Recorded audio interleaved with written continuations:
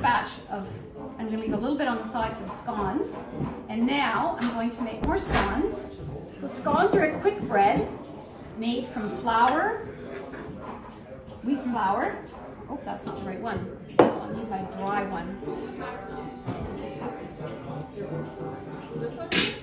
Ah, there it is. Thank you. I've got a wet cup and I've got a dry cup. There we go. Oh, that one's wet too. Now I'm in trouble. There we go. I'm not going to worry about it. Now use half white flour and half whole wheat flour.